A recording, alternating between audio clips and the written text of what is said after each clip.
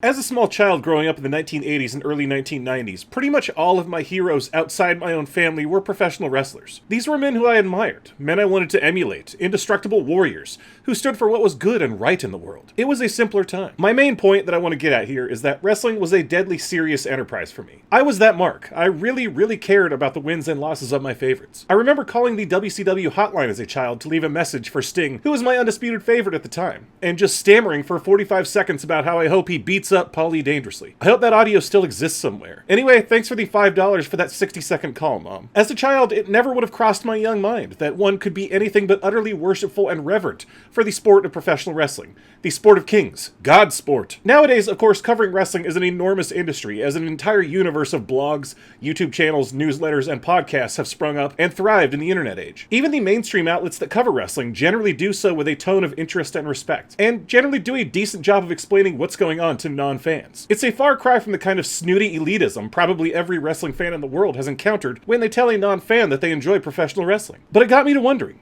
this whole universe of blogs and podcasts did not exist when I was a young fan. How did the media cover wrestling back in the 1980s? How did the media cover, for instance, Wrestlemania 1, on and around the date that it occurred? So I looked it up. In this video, I will narrate a few articles I could find from March and April of 1985 from mainstream media publications, primarily from New York, since the event was held in Madison Square Garden. I don't know if this will make a good video, since it's just me narrating nearly 4-decade-old newspaper articles, but I found it interesting, so maybe you will as well, who knows? Wrestlemania 1 took place on Sunday, the final day of March in 1985. The mainstream sports world was abuzz with what would become a legendary March Madness tournament, dominated at least in the eyes of the New York media primarily by two clubs. John Thompson's Georgetown Hoyas, led by absolute force of nature senior center Patrick Ewing, and Lou Carnesecca's St. John's Redmen, led by the lethally accurate shooting combo guard Chris Mullen. If you're annoyed by 40-year-old sports spoilers, skip the video ahead a bit, but in an amazing turn of events, neither of these clubs would win the championship, as Raleigh Massimino's Villanova Wildcats, led by future longtime NBAer and the tournament's outstanding player, Ed Pinckney, upset Georgetown in the championship game. This was one of the more incredible upsets in sports history, such that Massimino refused to watch the film even decades later, for fear that his team might still lose somehow, that somebody was playing a joke on him. I don't know if he was kidding about that, but that's not why we're here. What did the mainstream media at the time have to say about WrestleMania 1?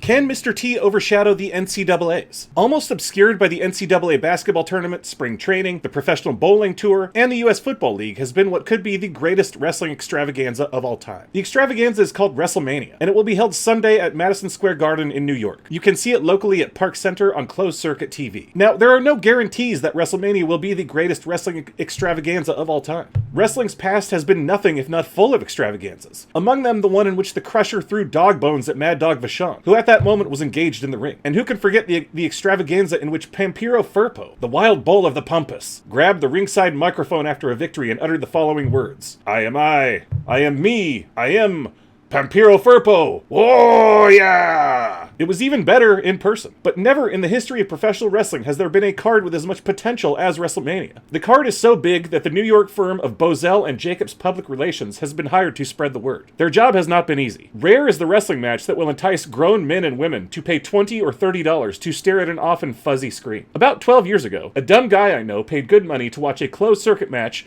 between Muhammad Ali and a Japanese wrestler. The Japanese wrestler opened the match by dropping to the canvas like a giant crab and sliding across the ring. He liked it down there so much he rarely got up, preferring instead to lead with his feet. The dumb guy wanted to boo, but knew that the combatants were 2,000 miles away and wouldn't be able to hear him. After the match, the dumb guy swore he would never again patronize such an event. Then came WrestleMania, and I don't know if I have the strength to stay away.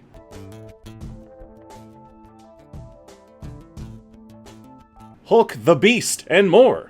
Today, NBC Sports World Special, 1 p.m. A look at professional wrestling, the incredible phenomenon that's sweeping the nation with a cast of characters, including Mr. T and Cyndi Lauper. Also on Sports World, 2 p.m. live, junior middleweights, John the Beast Mugabe versus Earl Hargrove, plus Women's Kemper Open final round, 4 p.m. live.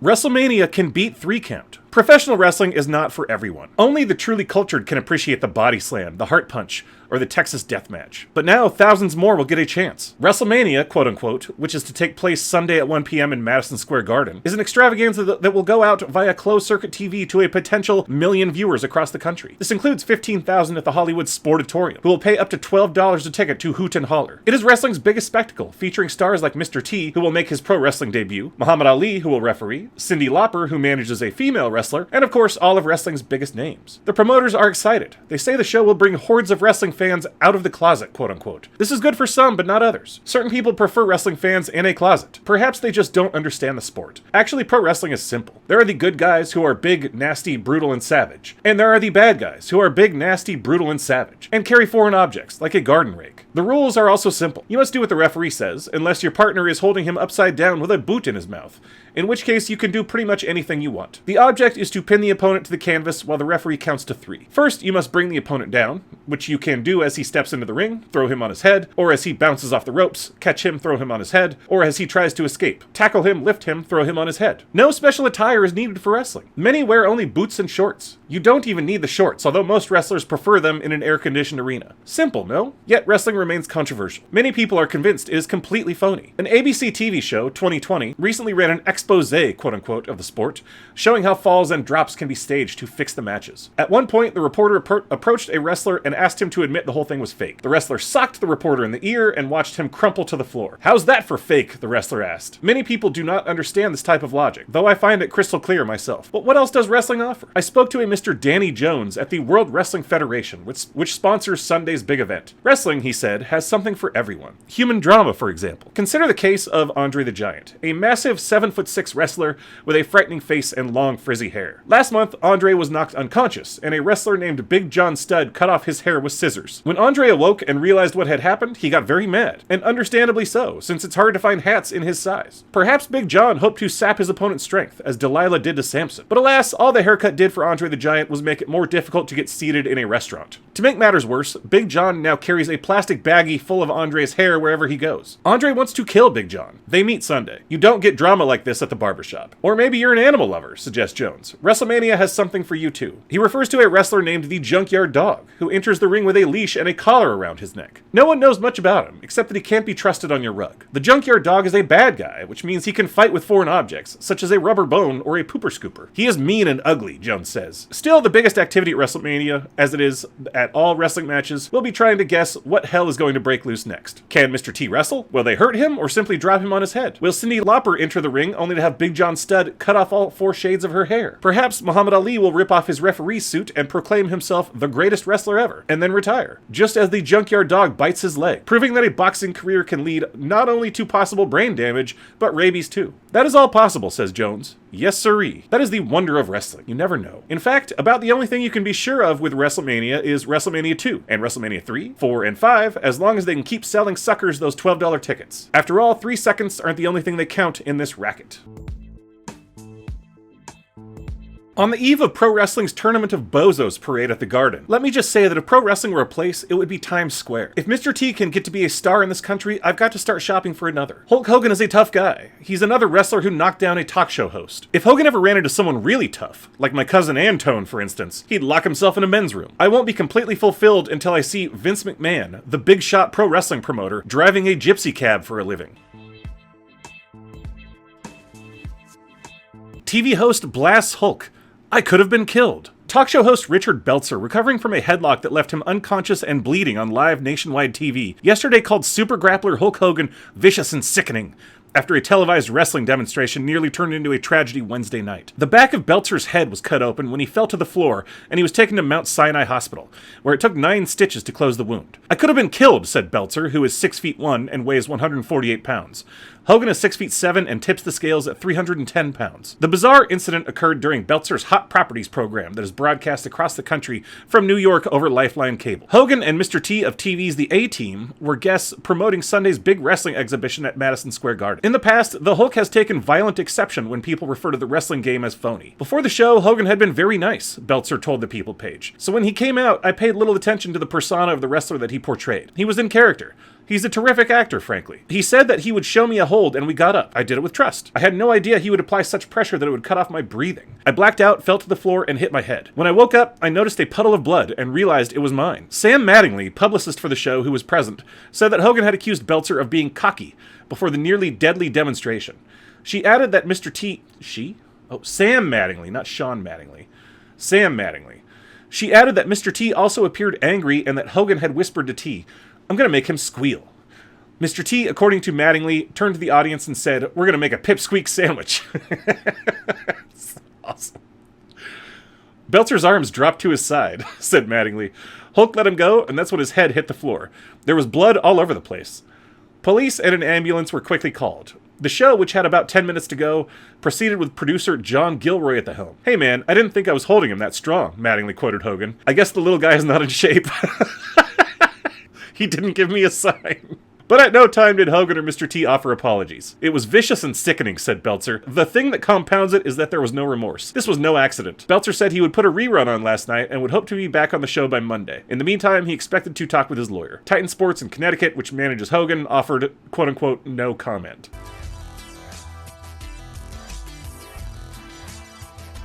So this has nothing to do with WrestleMania. I just kind of thought it was funny, so I decided to include it. It was from about the same time frame, March, April 1985, something like that. But anyway, don't eat the meat. Animal rights activists picket the Shattuck Hotel, Berkeley, California, Friday, protesting the restaurant's menu of caribou, red deer, Scottish pheasant, and other wildlife. A hotel representative said the menu proved so popular it will be offered for a second week. The restaurant has withdrawn lion, zebra, and black bear because it was unable to obtain a supply of these meats with proper government stamps. Lion? What?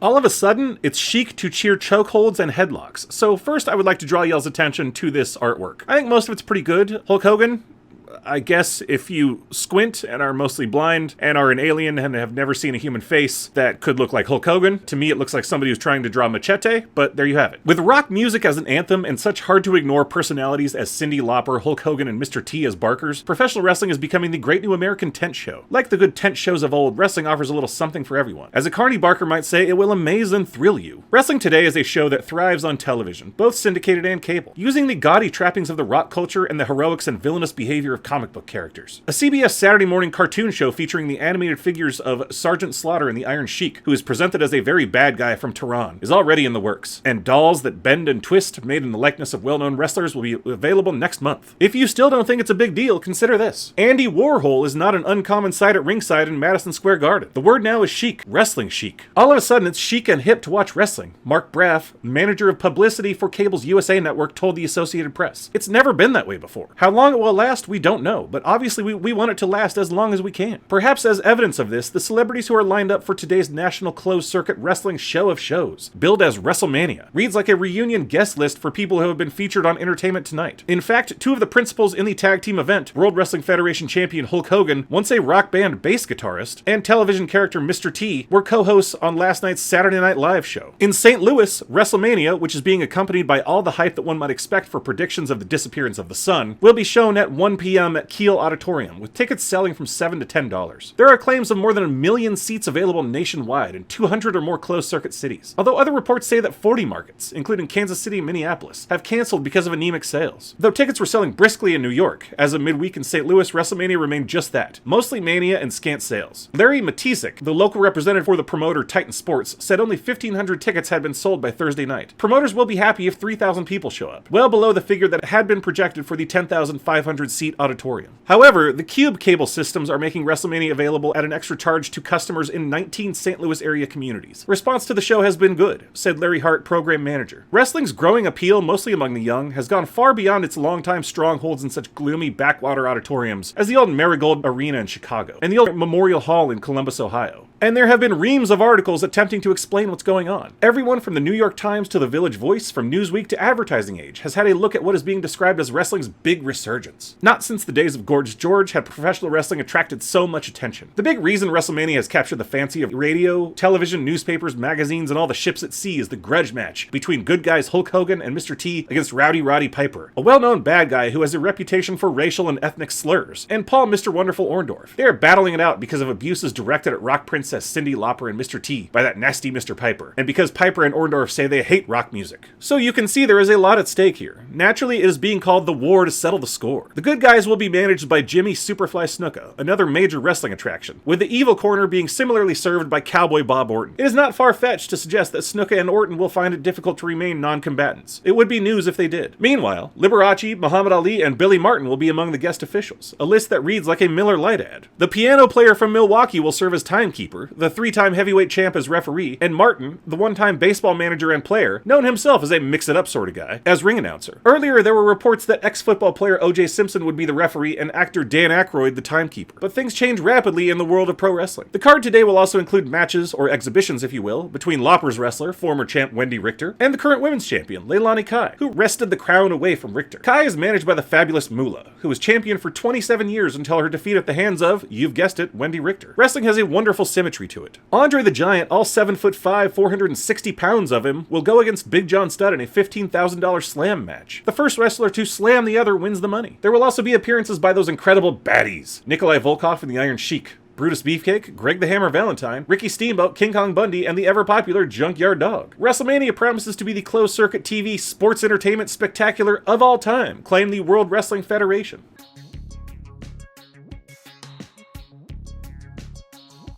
Lawrence Tiro is having breakfast at the Helmsley Palace Hotel. He sweeps the gilt-edged china to the side of the table and pulls a jar of slop from his bag. Mr. Tiro eats directly from the jar, an unidentifiable mixture of what appears to be whole meal bound by oil with a measure of wheat germ thrown in to make it truly disgusting. A few spoonfuls later, the lid's back on the jar, and here's Mr. T transformed. No meal, all mouth. I have always been involved in wrestling, he's saying. He's in town today to raise heat at Madison Square Garden to promote his March 31st tag team assault against Rowdy Roddy Piper and Mr. Wonderful, Paul Orndorff. Hulk Hogan is on Mr. T's side, which is good, because in this company, Mr. T is not the man you think of him as. He's the little guy in the ring. I like wrestling because it is rough. I like brutal sports. You gotta understand that even before I went to Hollywood, I was the toughest bouncer. I was a top bodyguard, and I was wrestling champion in Chicago. The tone in which he cites this last credential makes it sound newly minted. So I am not no tennis player going into wrestling, you know. Mr. T purports not to be impressed by wrestling's newest fans, the young, the restless, and the fairly well-to-do. While he is definitely a product of the new wave marriage of rock and wrestling, his partner is, after all, Hook, the first rock wrestler. About the yuppie-come-lately fans, he says, they're jerks. What do they do for release? They don't go nowhere. In the evening, they used to just change their clothes and sneak into wrestling. Now they don't have to sneak in no more. They can come to the front door and boldly go where no yuppie has gone before, ringside.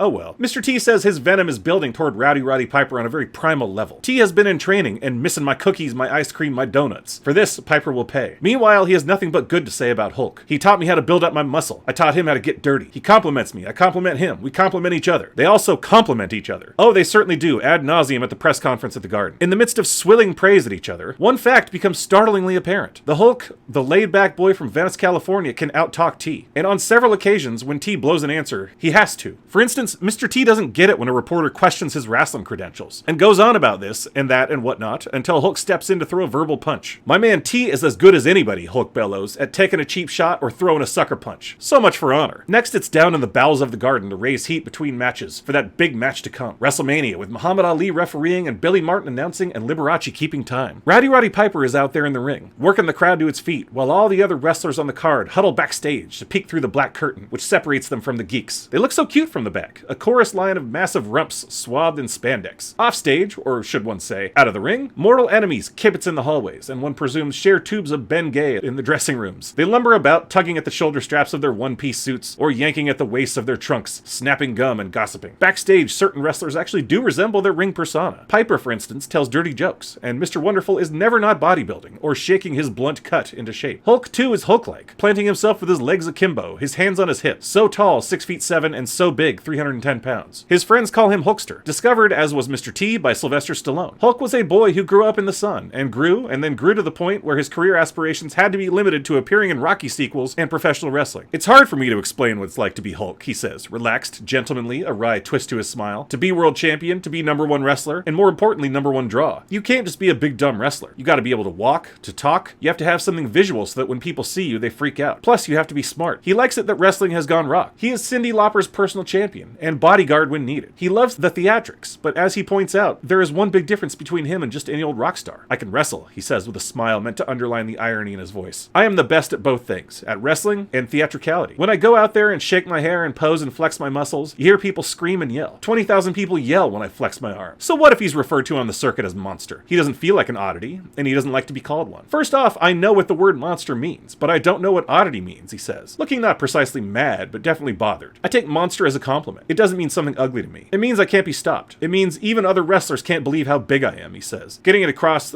that what distinguishes him is not merely his body or his act, but the fact that he is at 30, rich and famous. If that's an oddity, I want more.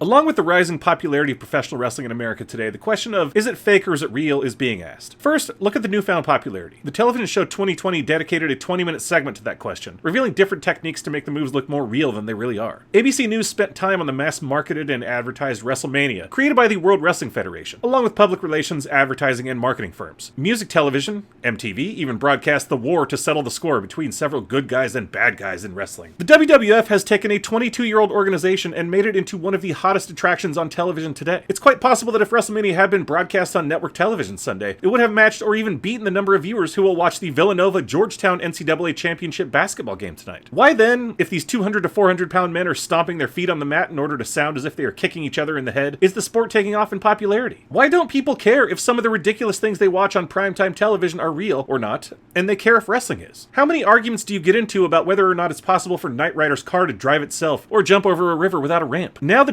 WWF has gotten stars involved. Mr. T joined Hulk Hogan for Sunday's tag team combination. Cyndi Lauper manages women's champion Wendy Richter and has had wrestling manager Captain Lou Albano in 2 of her MTV videos. Muhammad Ali, Billy Martin, and Liberace were all in Madison Square Garden to act as officials for WrestleMania. David Letterman had Mr. T as a guest on his late night show. Johnny Carson had Hulk Hogan as a guest. Hogan and Mr. T co-hosted Saturday Night Live over the weekend. Hogan also appeared in the movie Rocky III as Thunderlips. The list goes on. Ever hear of a stuntman? Wrestling should be thought of as just that. 2 or 4 stuntmen throwing each other around a squared circle with ropes so no one will fall out. It's fun. That's all.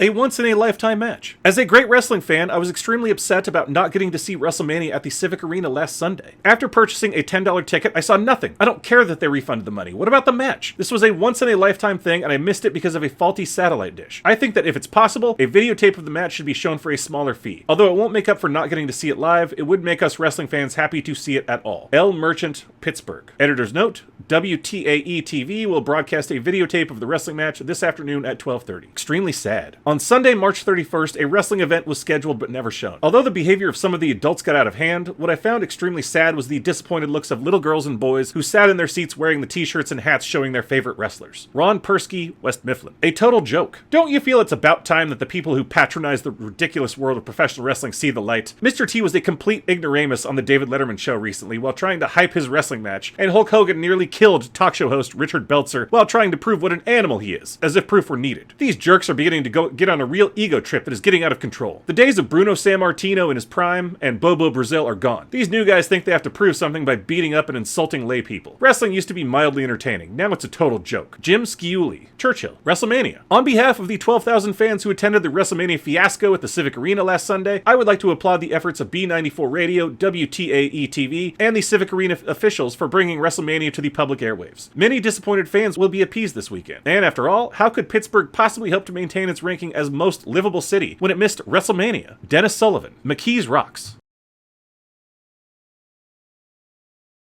And that is how the contemporary media covered the very first WrestleMania. I don't have a lot to add, other than, I just wanted to share these with you all, like I don't have some grand point to make. I was a bit surprised at the degree of similarity to how media covers wrestling today. That you could argue that today the curtain is completely pulled back, whereas way back when it was only partially pulled back. I don't know if I expected the New York Times to respect kayfabe or whatever, but my 7-year-old self certainly would have expected it. I am someone who enjoys aspects of modern wrestling, but certainly prefers an older school style of wrestling. And I can see a lot of what folks like Jim Cornette and Bobby Heenan have said about the magic being gone. I don't know. Again, I don't have a grand point to make. If you guys had any observations to make, I'd love to hear them in the comments. Again, I just wanted to share these with y'all. Be good, kiddos. World-renowned sports guy. Out.